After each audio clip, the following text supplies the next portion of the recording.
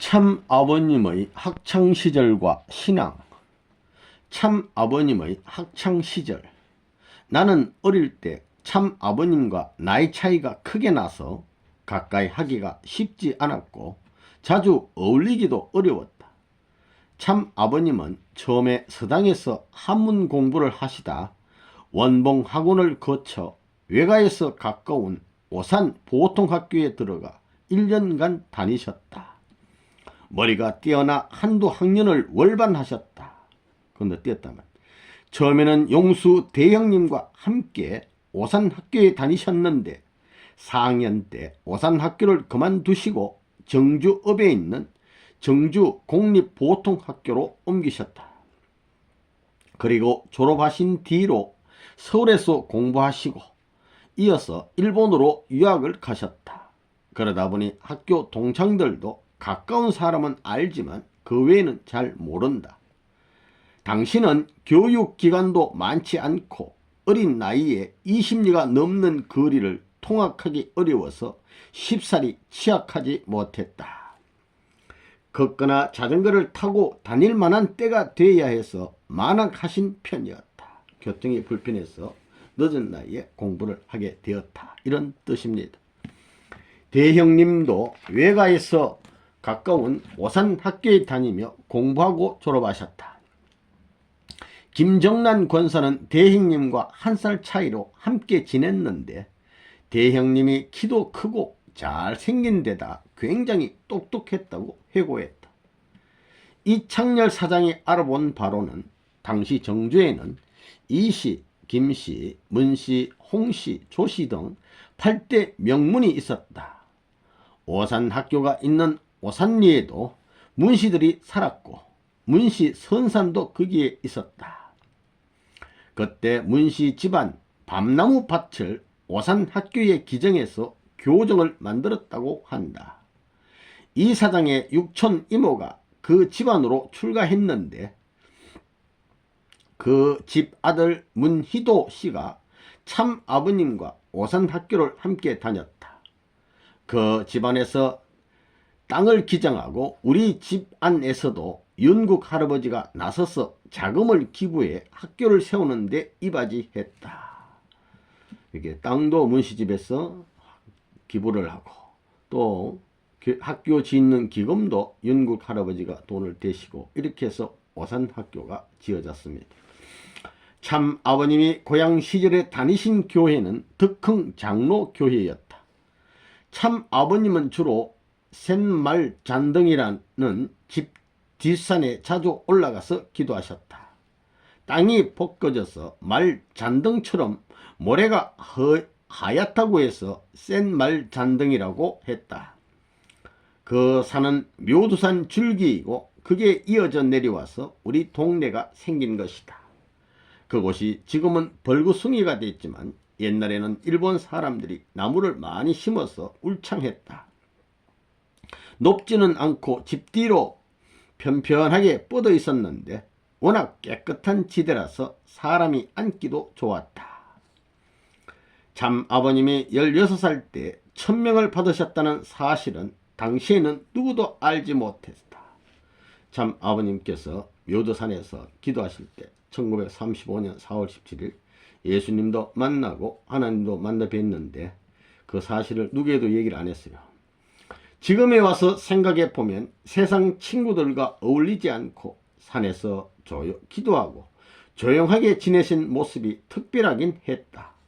형들도 그 나이쯤부터 참 아버님이 예전과 달리 말수가 없으셨다고 증언했다.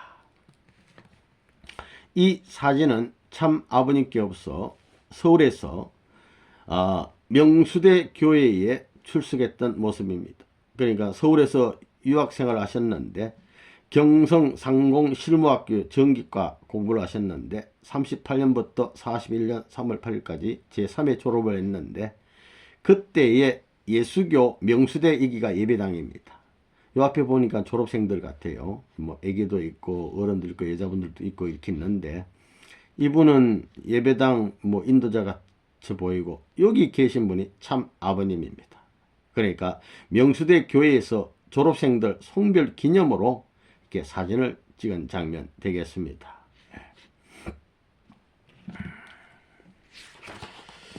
학창시절 참 아버님은 체격이 좋은 미남이었다.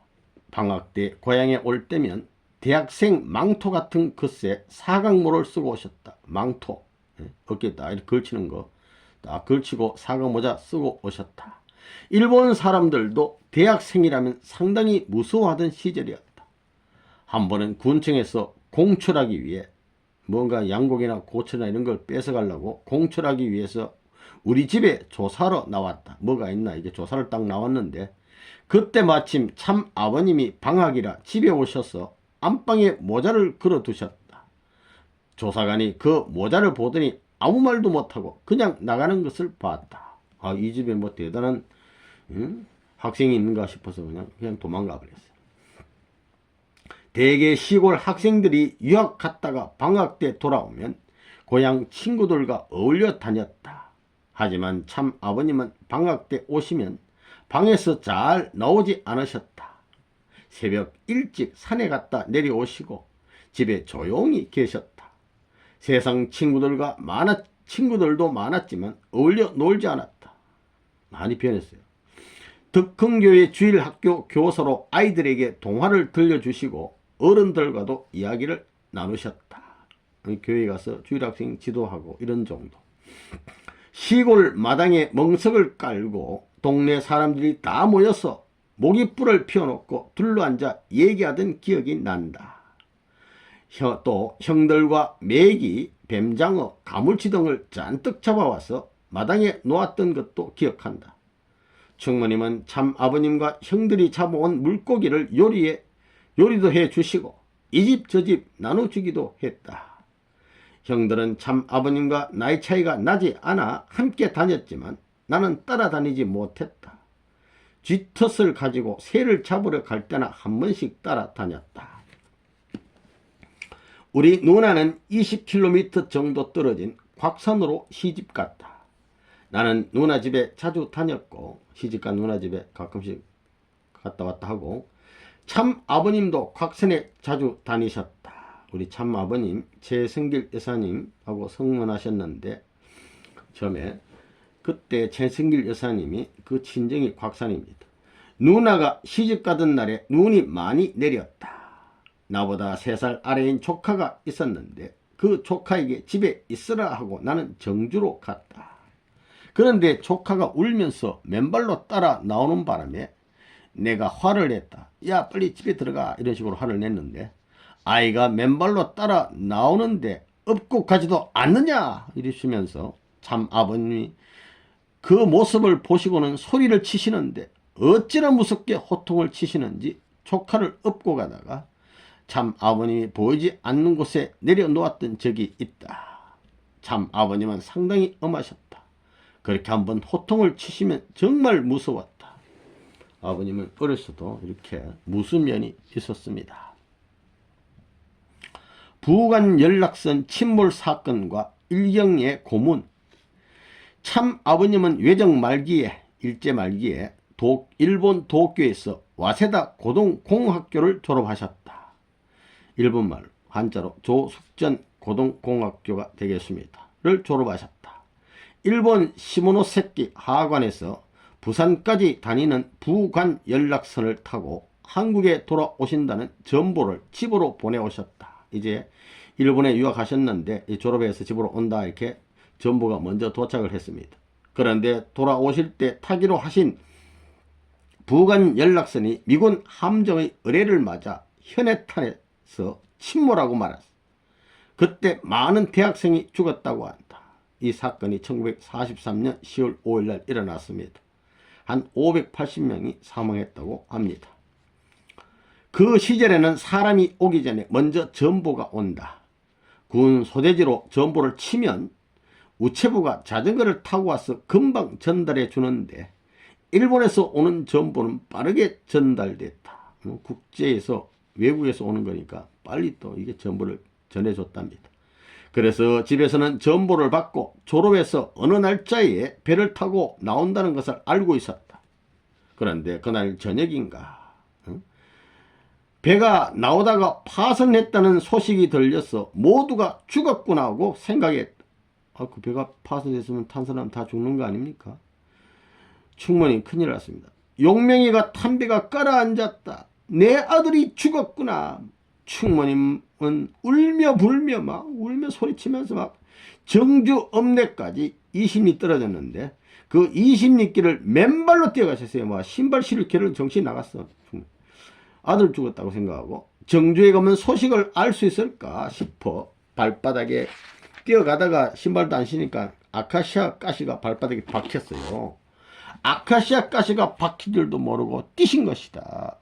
일편단심 자식 생각하는 마음에 참 아버님 바로 밑에 효수 누님 남편이 정주 재판소에 있었는데 누님 남편을 통해 알아보니 학생들이 500명 정도 탔는데 다 죽었다고 했다. 배가 깔아앉았으니까. 충무님은 정신이 반이 나가셔서 대살리 친정에까지 25리를 뛰어나오셨다고 한다. 정주 가서는 소식 보니까 그런 들으니까 이 참 안타까운 소식을 충무님은 친정에 또 알려주신 거예요. 친정까지 또 맨발로 뛰어가. 맨발로 뛰어오셔서 문동이가 죽었다. 친정에서는 우리 아버님을 대형님하고 큰 문동이 작은 문동이라 했으니까 문동이가 죽었다. 용명이가 바다에 빠져 죽었다라며 안타까워하셨다는 것이다. 고모 신발은 신고 오시지요. 김정란 권사가 말했더니 내가 신발 안 신었냐 하시면서 그대로 가시려고 했다. 그래서 신을 신고 가시도록 해드렸다고 한다. 충무님은 결국 열차를 타고 정주 가서 알아봐도 몰라. 부산까지 내려가 수소문 하셨다. 그러나 참 아버님 생사를 알지 못해 거의 실신 상태가 되어 돌아오셨다. 뭐 힘이 하나도 없어. 이렇게 돌아오셨단 말이야. 내가 이때 와서 그때서야 정신이 들어가지고 가시가 박힌 줄 아는 겁니다. 내가 12살 때의 일이었다. 이 사건이 모두 걱정하며 야단하고 있었는데 다시 전보가 왔다. 참 아버님이 배를 타지 않고 도쿄에 계신다는 희소식이었다. 그때 그렇듯 기뻐하시던 충무님의 모습을 잊을 수가 없다. 아니 다시 또 전보가 왔는데 아들이 일본에 배를 안 타고 살아있다니까 얼마나 기쁘겠습니까? 아직도 그 모습이 생생하다. 충무님 기뻐하는 모습. 그때도 대살리 친정까지 다시 뛰어가셔서 25리 길을 또 뛰어가셔서 용명이가 죽지 않고 살았단다 라고 소식을 전하셨다고 한다. 그처럼 급한 대소사가 생기면 가장 먼저 친정으로 가서 의논하시곤 했다. 친정이든 뭐 본가 이건 시댁이든 똑같아요. 어려운 일, 뭐 기쁜 일, 슬픈 일 있으면 가장 먼저 또 친정에 가서 전하시고 또 친정 부모님은 우리 외손주들을 너무너무 사랑하시니까 이렇게 먼저 전하시고 의논을 했다고 합니다. 곧 참 아버님이 귀국에서 고향집으로 오셨다. 왜 그때 배를 타지 않았느냐라고 충무님은 얘기했어요. 그러니까 배를 타러 나가다가 갑자기 타기가 싫어져서 그랬습니다 하고 우리 아버님이 대답했답니다. 충무님의 물음에 참 아버님이 대답하셨다. 충무님은 기뻐하시며 며칠을 같이 지내셨다. 일제강점기에 참 아버님이 일본에 가서 유학하셨다고 하면 왜 일본은 참 적국인데 그 가서 공부를 했냐 이거죠. 조금 이상하게 생각할 수도 있을 것이다. 하지만 참 아버님은 학생 독립운동을 하기 위해 일본에 가신 것이다. 이 손자병법에 보면 지피지기는 백전불태란 말이 있습니다. 적을 알고 나를 알면 100번 싸워도 위태롭지 않다. 이런 말씀이 있잖아요. 적을 좀 알아야 돼. 동문이었던 엄동문 선생이 이야기하듯이 일본에서 학생 지하운동을 하셨다. 아버님이. 그때 독립운동을 하신 일로 인해 졸업 후 서울에 계실 때 일본 경찰에게 잡혀 들어가서 옥고를 치르셨다. 얼마나 두들겨 맞았는지 출감하시고 나서 고향집에 몸조리하러 오셨는데 정주 읍내까지 이제 겨우 왔어요. 더 이상 오지도 못해. 몸이 그냥 힘이 없어가지고. 정주 읍내에 사시는 작은 막내 아버지의 소달구지에 소가 끄는 달구지 거기에 이불을 깔고 송장 같은 몸을 싣고 집에 오셨어요. 완전 맛이 요새 말하면 시체 같은 몸 돼가지고 왔단 말이야. 힘이 하나도 없어. 충모님은 밤새도록 이불에 쌓여 아랫목에 두루 놓은 참 아버님으로부터 요강의 피를 받아내셨다. 엎드려가지고 막 피만 토해 요강에다가. 날씨가 안 좋으면 고문받은 후유증으로 몸이 쑤시고 좋지 않다고 늘 그러셨다. 날씨만 안 좋으면 몸이 아파. 그렇지만 학생 운동을 하셨다는 구체적인 내용은 말씀하지 않았다. 우리 어머니가 충모님께 좀 나아졌냐고 묻자 충모님은 나은 게 뭐야 큰일 났어. 밤새도록 피를 토해서 요강이 하나 차니 요강이 막 가득 차 살아나기 힘들겠어라고 하시며 걱정하셨다. 우리 어머니는 그래도 젊으니까 걱정하지 마세요. 회복한다 이 말이지. 이렇게라고 위로하셨다. 내가 큰 집으로 가보니 참 아버님이 방에 들어누워 계시는데 얼굴이 하얗게 되어 있었다. 피를 토하니까 막 얼굴이 하얘. 그러다가 또 회복되니까 겨우겨우 이래서 어떻게 또 회복이 되니까 금방 집을 떠나셨다. 그때부터 일생 6번이나 감옥에 가셨으니 집안이 얼마나 볶이며 살았겠는가. 늘상 우리 아버님 중심 삼고 걱정이야. 온 집안이 참 아버님 때문에 매번 충격적인 소식을 접하곤 했다. 그런 상황이 지금에 와서 생각해보면 뜻적으로 이해가 된다. 충모님은 그런 참상에 직면했지만 원리에 대한 내용 그런 자세히 다 몰랐지만 그래도 조금도 흔들리지 않으셨다. 틀림없이 하늘의 사명을 다할 아들이라는 것을 아셨으므로 넘넘하고 자신있게 대처해 나가셨던 것 같다. 이 초부 득삼이라는 말이 있습니다. 제3차 아담으로 오신 우리 참 아버님, 2차로 왔던 예수님, 마리아, 또 뭡니까 요셉, 세리, 요한, 사가랴 가정이 책임 못해서 예수님 돌아가셨는데 3차 때는 성공해야 돼요.